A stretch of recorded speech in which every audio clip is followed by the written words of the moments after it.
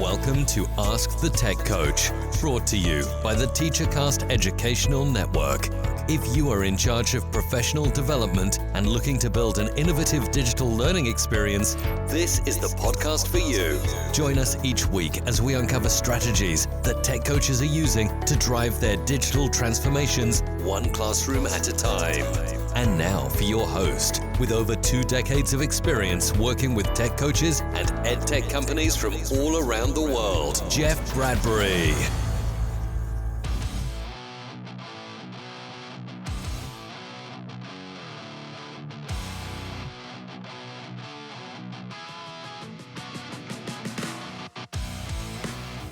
Hello, everybody, and welcome to the TeacherCast Educational Network. My name is Jeff Bradbury. Thank you so much for joining us today and making TeacherCast your home for professional development. This is Ask the Tech Coach podcast, episode number 256. And today we're talking all about artificial intelligence and how can you as an instructional coach help your district navigate through these waters. I have a fantastic guest on the show today who I had the opportunity a few years ago of ISTE to get to know. We reconnected at FETC and we said, you know what, let's put a show together on this very topic. I think coaches out there are going to want to hear about that. So stick around. We've got a great conversation. We hit everything from creating school policy, helping your administrators, how to bring dynamic lessons into the classroom. We're trying to hit it all as much as we can, but we can't do it alone here. If you'd like to be a part of this conversation or would like to be a guest on a future episode, please feel free to write to us over at feedback@teachercast.net. You can always email us there, or certainly go on over to askthetechcoach.com. There's a lot of great things that you can do to be a part of this show, and we want to say thank you guys out there for making TeacherCast your home for professional development. My first guest today has been an educator for more than 30 years, working with elementary students, especially in the field of technology integration. She's currently on the staff of techforlearning.com, and I had an opportunity recently to catch up with her at the FETC conference. I want to welcome my good friend, Miss Danielle Abernethy. Danielle, how are you today? Welcome to Ask the Tech Coach. I am happy to be here, and thank you. I'm doing great. We were both talking. We're busy, and I think that's what keeps us as a ball of energy, just ready to bounce with the next thing. So, you know, it is great being busy, lots of things to do, lots of people to support, lots of channels, lots of networking, lots of proposals right now. I mean, the ISTE proposals are still back out again. I'm looking forward to Denver. Tell everybody a little bit about yourself. What are you doing these days? So I'm a former technology coach. I taught 5th grade. I taught middle school business. I was a technology coach in South Carolina. That's where the accent comes from, even though I was born in Pennsylvania. And I now work for Tech for Learning, and I've been with them for 12 years. My favorite part is when I get to connect with the teachers and work with them. As you mentioned, proposals are due right now, so I've been working with teachers to get ready for conferences at ISTE. I work with Debbie Bohannon, and this year I'm also getting to work with Ann Ulrich. She's all the way in, oh goodness, I'm going to say that it's a Dodea school in Japan. All of a sudden, I just forgot where she's from. Oh my goodness! But she's in a Dodea school, and we're working on a digital storytelling project. And I'm working with teachers to get ready for a conference in Texas, in Galveston. It'll be my first time going to that one. I'll get to see Debbie Tannenbaum there, so I'm excited. So yeah, lots of conferences and lots of projects going on that I get to work with teachers. I'll be doing a STEM night next week. I get to go and judge and work with students on STEM projects. I'm excited about that, and working with some FBLA students on some of their projects in South Carolina and here in Florida. So I virtually help teachers as they need me. So just all over the place. It is great to be busy, especially this time of year. You know, as you mentioned, the ISTE proposals are out or have been out. And, you know, I've been looking around saying, you know, what do tech coaches want these days? What is the big buzz? I've been looking around at our Facebook group. I've been looking around at the New to Coaching Facebook group. I've been looking around at, you know, the LinkedIn groups and stuff like that. What would you say right now are the hot topics for instructional coaches? What's out there right now that people are asking for advice on? Well, absolutely AI. That was a very big topic at FETC. It was a big topic at in Chicago. I just came back from IDEACon, and that was a big topic there as well. My big fear when I talk to Erica and Heather about AI, they do a fabulous presentation. It's probably the one that won me over, is losing the student voice. I don't want the students, they already think when they get to middle school, I can't draw, and they don't want to do anything artistic anymore. And that's one of the things I love about elementary students. They're willing to draw, they're willing to create, they're willing to put their heart into something because they don't think they can't yet.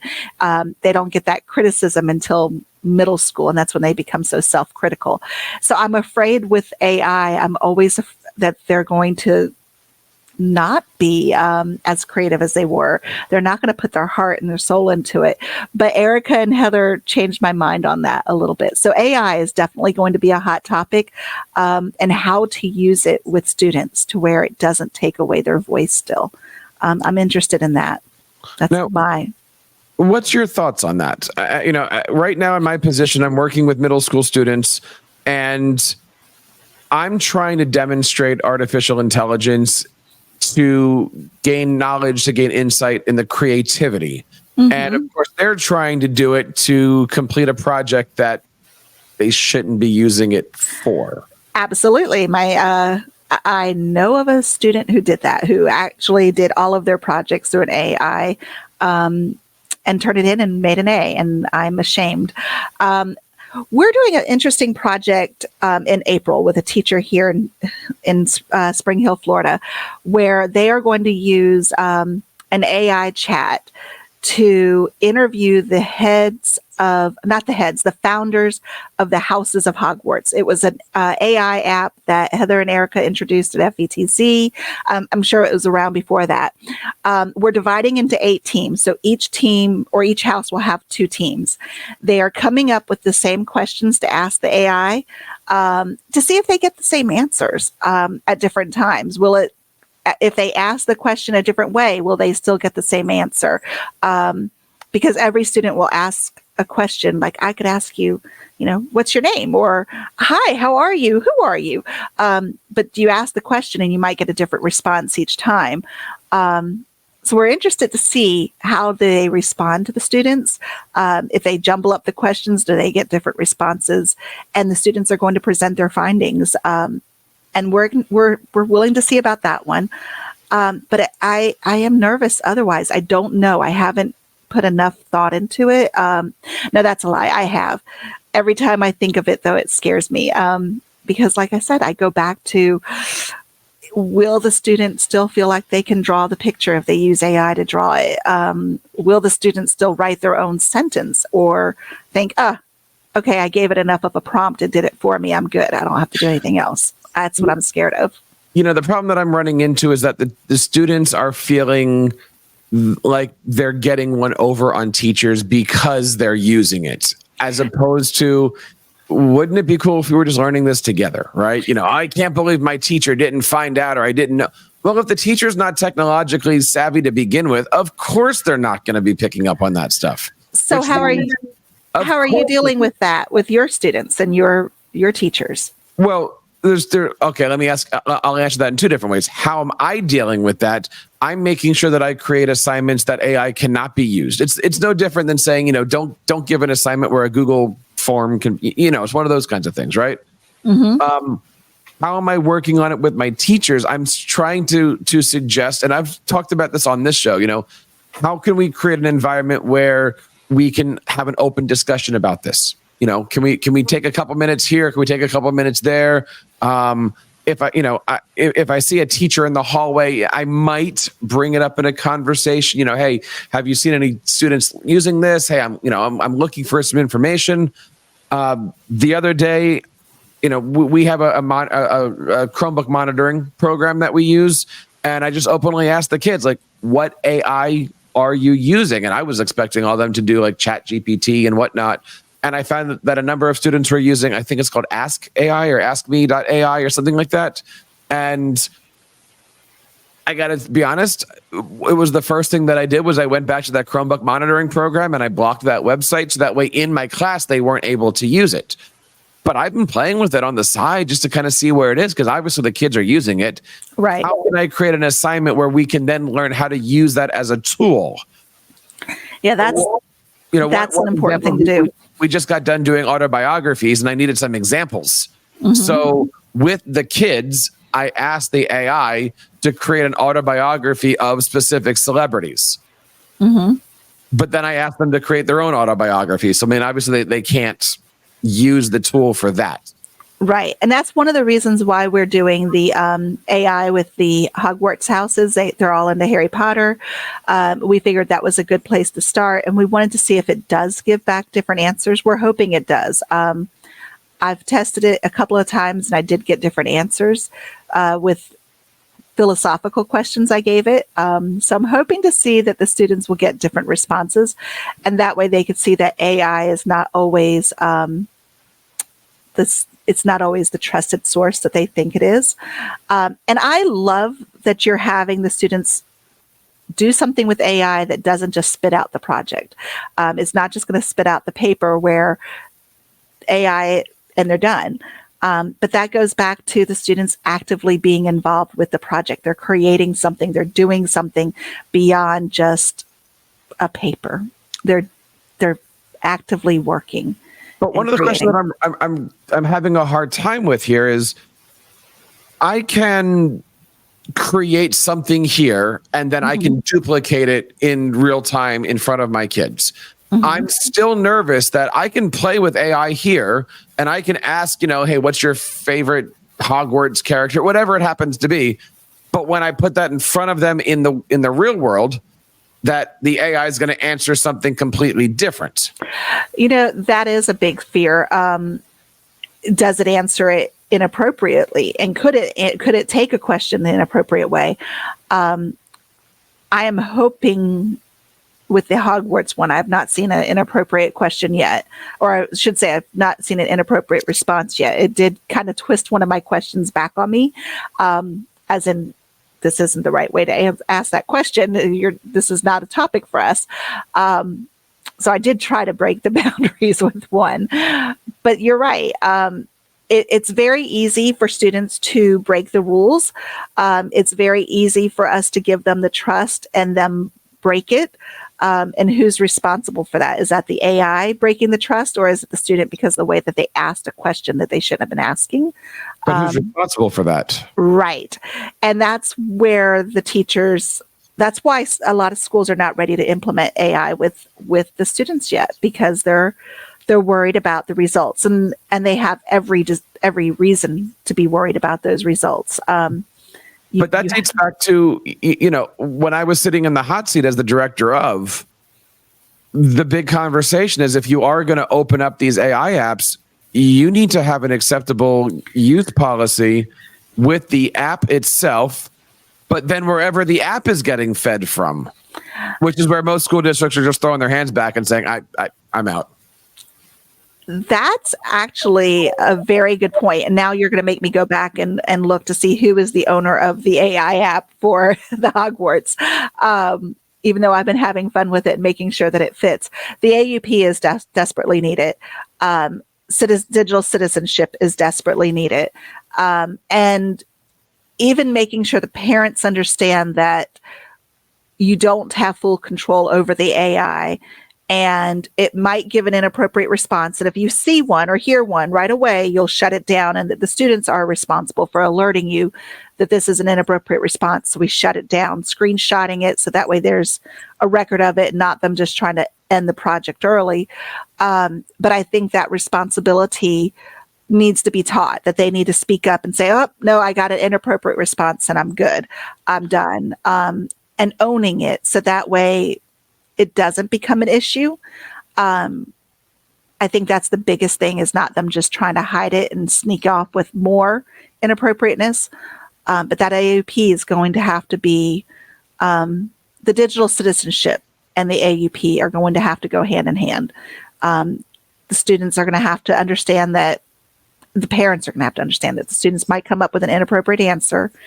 It will be handled, and it'll be trusted that they will not continue with it. They will shut it down and let you know right away. But,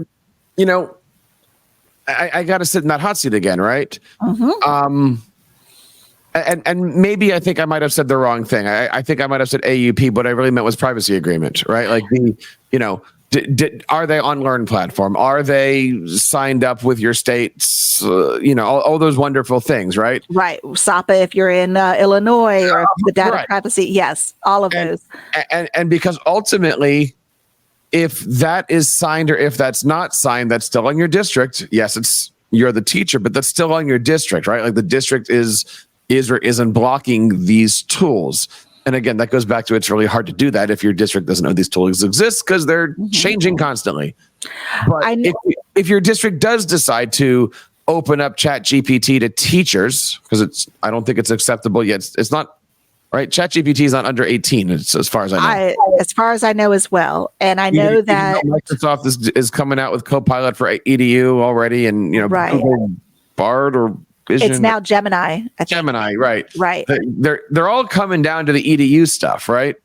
Right. And I know that in Florida, our governor is looking to block social media, and someone said that he's also looking to block AI with the younger students.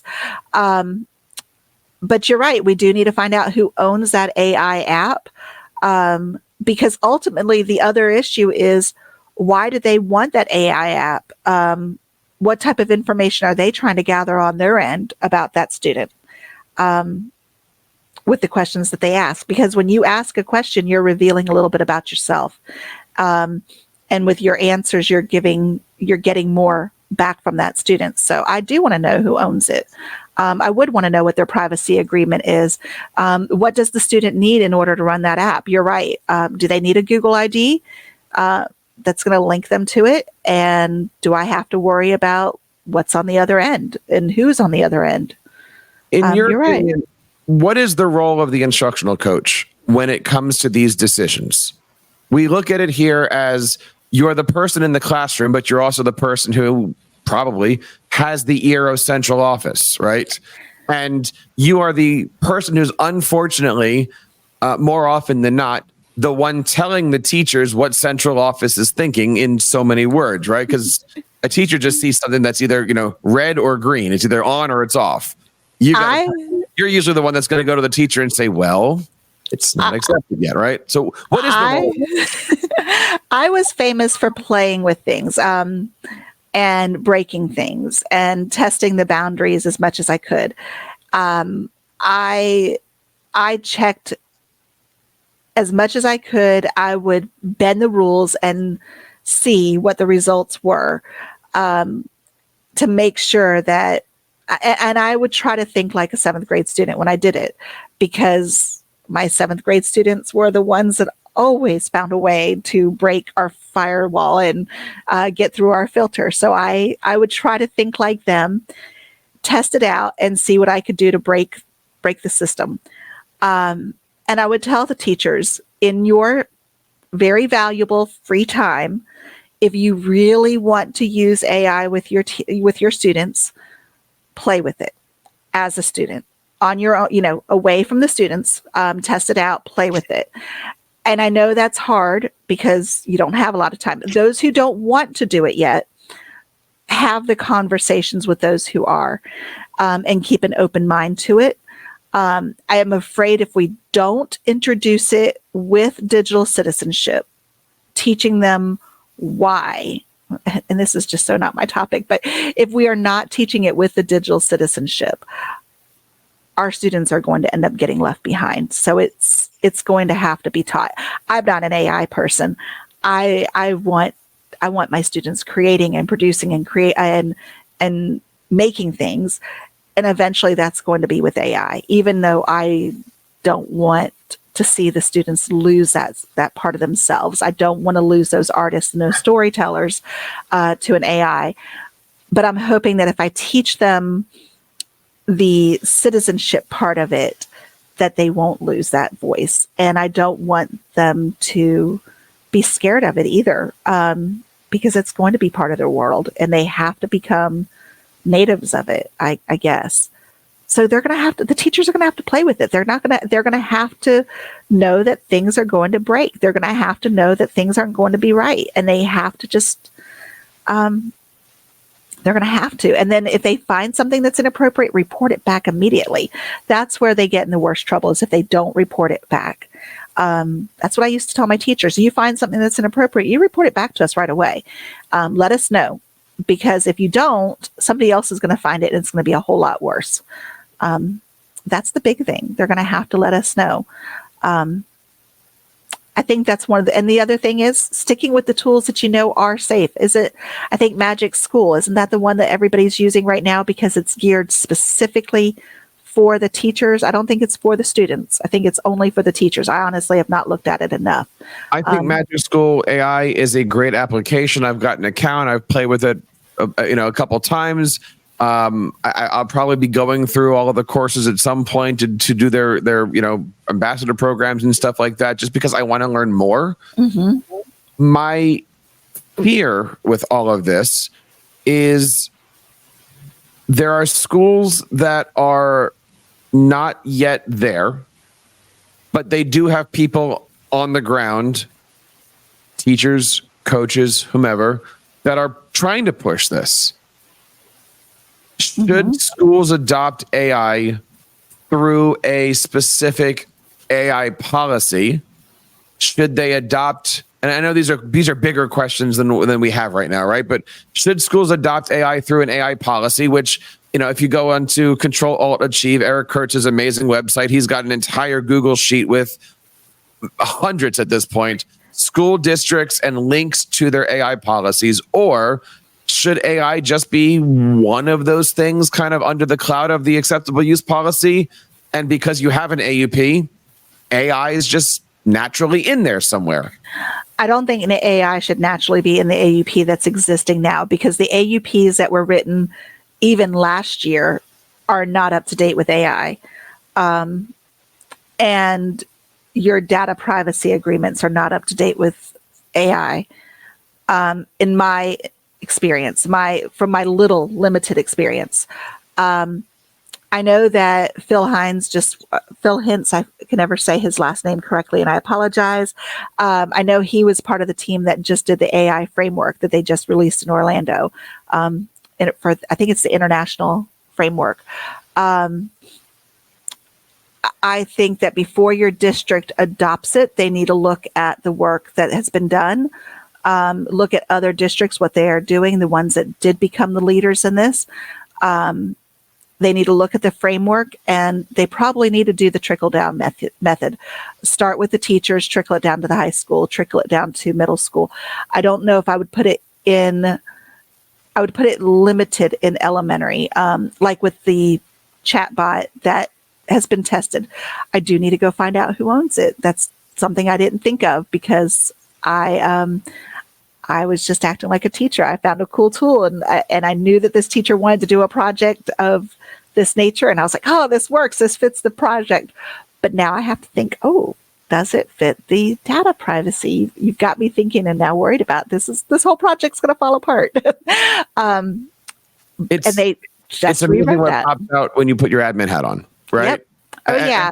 We've done shows recently, even the show we did last week. It was, when you were, now that you've been an admin, how does that change your teaching, or how does that change your coaching, right? That was what we talked about in episode 255. So if you haven't listened to that yet, check that out. But with what you and I are talking about here, you have to be thinking about that. You have to be thinking about it. And here's my bad part. I have always been pro-teacher, working with this teacher, trying to help make sure that they're comfortable with what they're working with.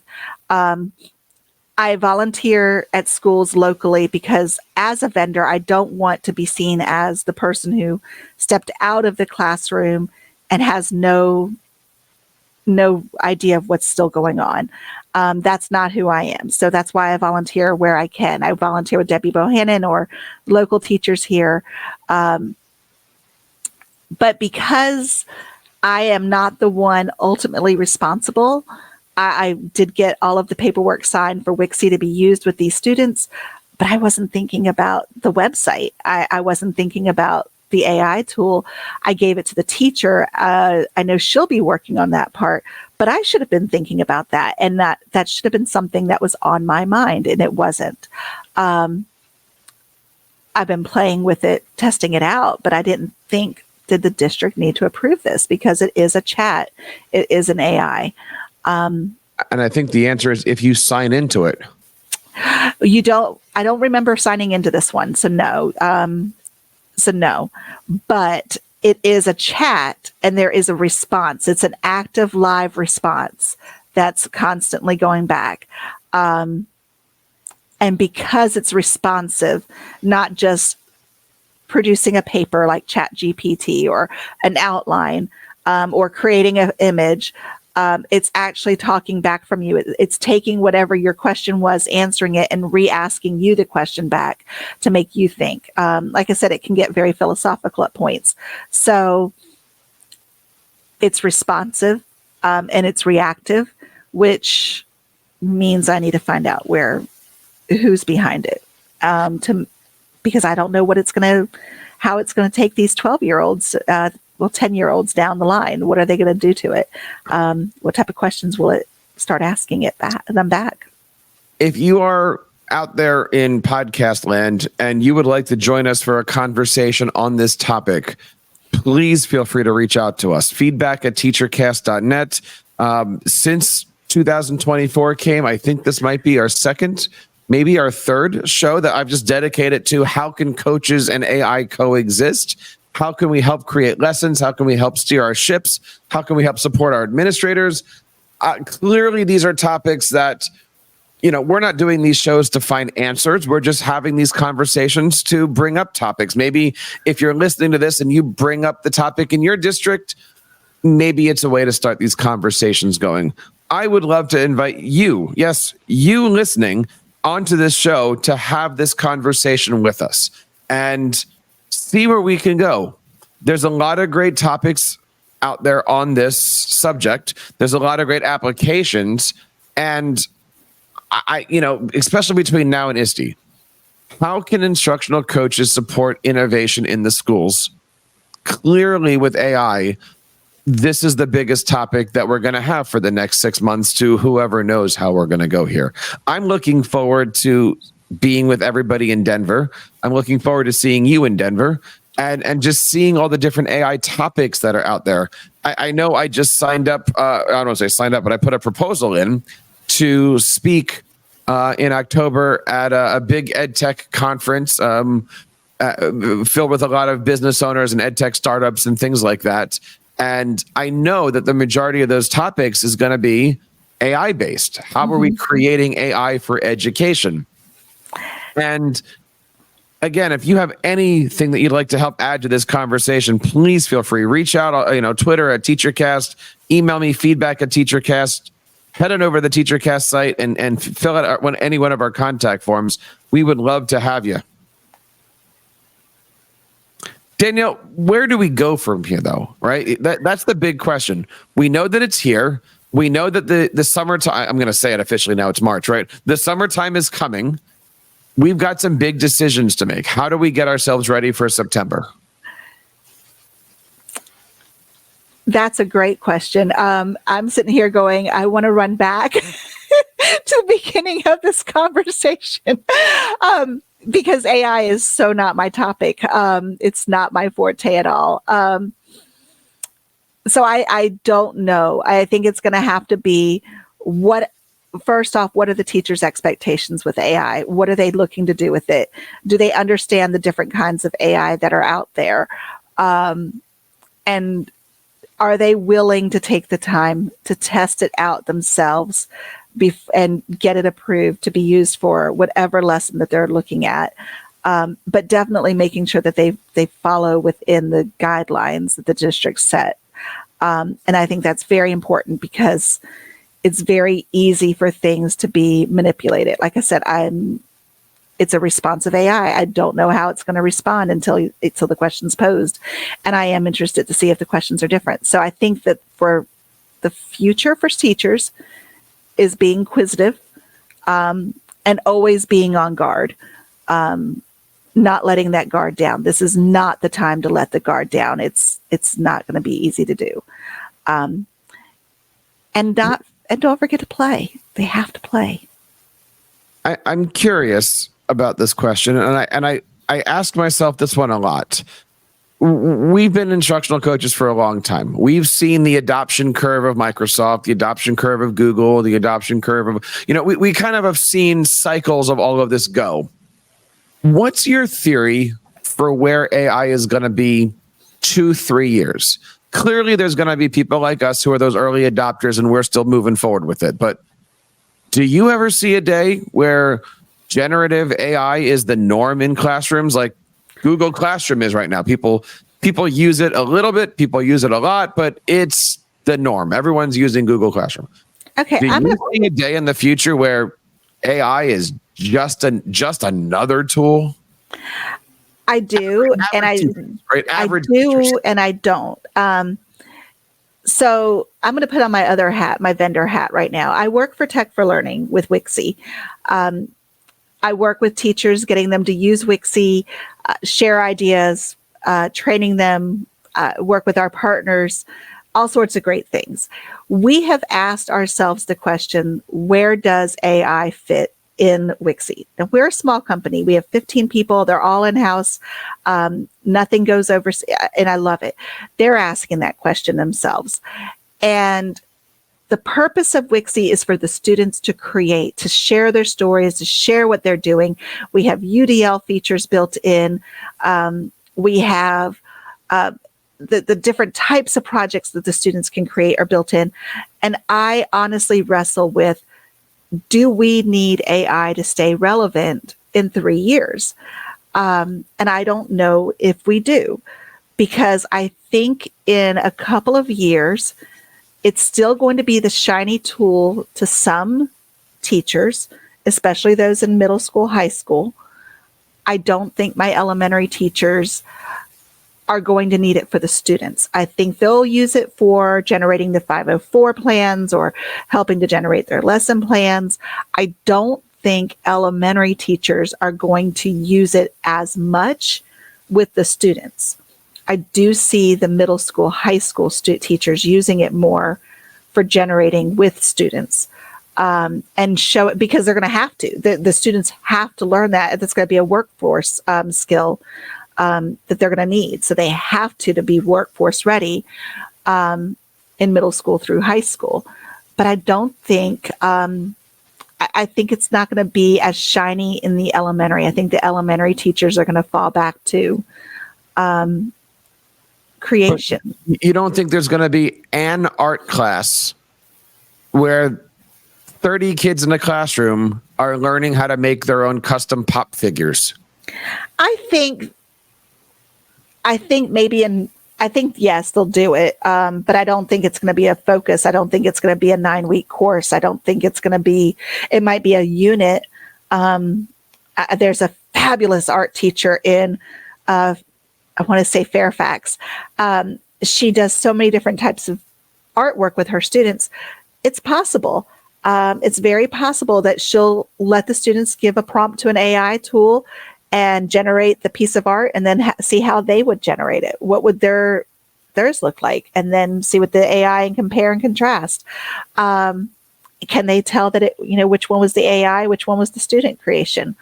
But I don't think it's going to be the core of her program, because she's a creative person and she encourages that creativity with the students out of their own mind. So I think you'll see it more in middle school, high school than you will in elementary, just because the nature of who those teachers are. They'll use it for themselves. I don't think they're going to use it as much in the elementary. I think more in middle school, high school, at least. I would. What do you think? Agree with you. I would think. I mean, look, if you put AI into two different camps, right? There's the Chat GPT style thing, and then there's the AI that, okay, it makes pretty pictures, or it removes the background, or it takes somebody out of a picture. I always look at AI and I kind of segment those two things, right? And in one camp, I am the guy that's saying, yeah, bring on those Canva features. Bring on the ability to take something and take a picture and wireframe it and move it around. And that's all AI doing its thing. I'm all for that. And then there's the other half that says, yeah, why shouldn't a student be able to write a 5-paragraph essay that this, and this? But that's no different than the me from 10 years ago that was saying to teachers as a new instructional coach, don't give an assignment that a kid can cheat on.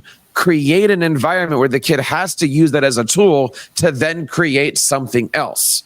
And, again, you can ask AI to create a logo for you, but I'm asking my kids to do logos in, let's just say, Google Drawings. There's no way that an AI tool and Google Drawings are going to work together, right? So you can certainly use something like DALL-E to be inspired, but I'm asking you to perform a task on a different application where those two things just aren't in the same universe. I have a friend who redesigned my old Sumter logo for Sumter School District 2 in South Carolina 20 years ago in Word. She used the draw tools in Word to create this beautiful round logo that had an apple and books in it with Word.